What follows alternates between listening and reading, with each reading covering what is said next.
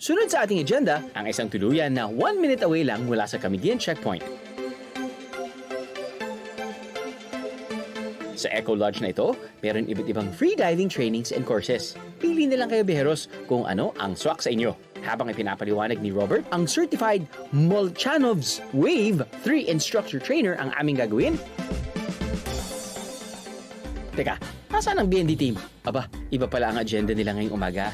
Kung ako underwater, sila naman sa tuktok ng bulkan. Kung kayo ay mahilig sa hiking, hindi dapat palampasin ang pagbisita sa Mount Hibok-Hibok ng Camiguin. Pero take note, biheros, maglaan ng higit sa isang araw sa isla kung gusto nyo itong akyatin. Kaya ng BND team? Pagod. Kapoy. Uwi na tayo. Habang malayo pa ang BND team sa peak ng Mount Hibok-Hibok, lulusong muna ako. May layong 170 meters ang kailangan languyin para marating namin ang dive site.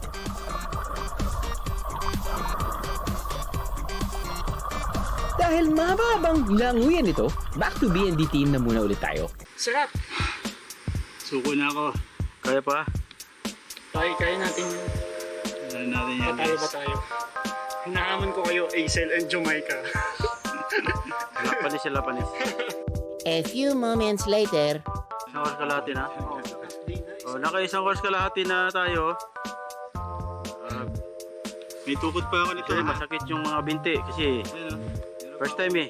Matapos ang mahigit 2 oras ng paglalakad, sibog muna kayo guys. Kaya niyo yan. Kayo pa ba? Habang nagpapahinga sila, tuloy pa rin ako sa aking freediving. At narating ko na ang dive site na Gypsy Rover. Mahigit 20 years na raw mula nang lumubog ang sailboat na makikita rito. Ngayon, nagsilbi na itong artificial reef.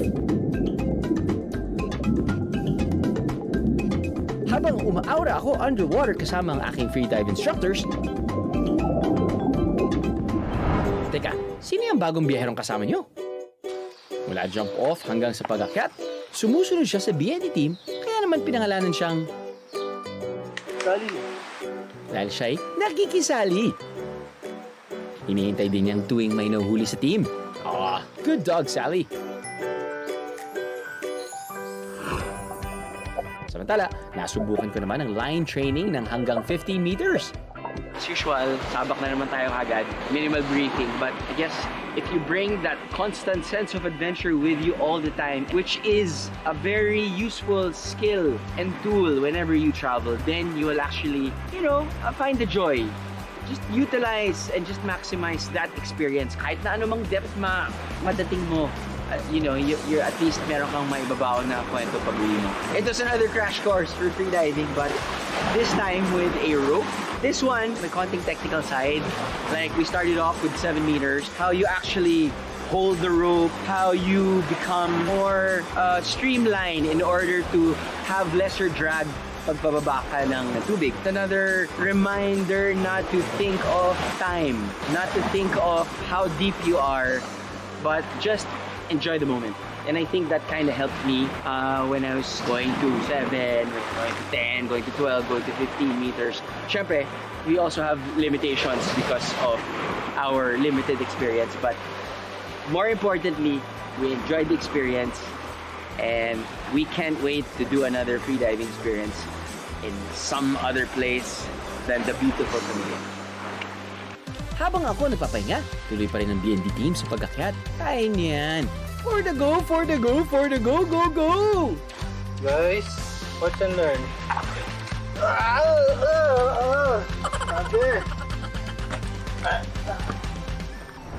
Trivia muna, biheros. Alam niyo ba na nabuo ang Philippine Institute of Volcanology and Seismology o PhilVolcs dahil sa huling pagsabog ng Mount Hibok-Hibok noong 1951?